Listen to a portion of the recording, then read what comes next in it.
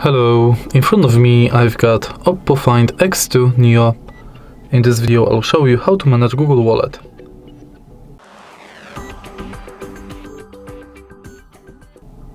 In the beginning, let's enter Wallet.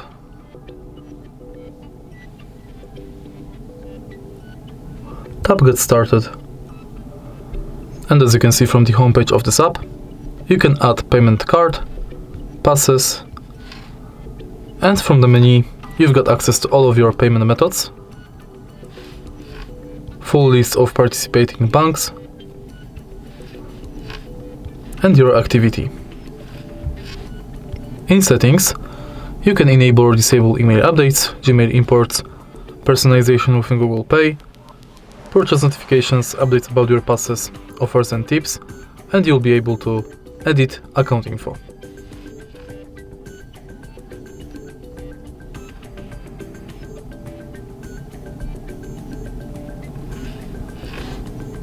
In contactless setup, you can set up payment method, check if NFC is on, if Google Pay is set as your default, if you've got a lock screen set, and if your phone meets security requirements.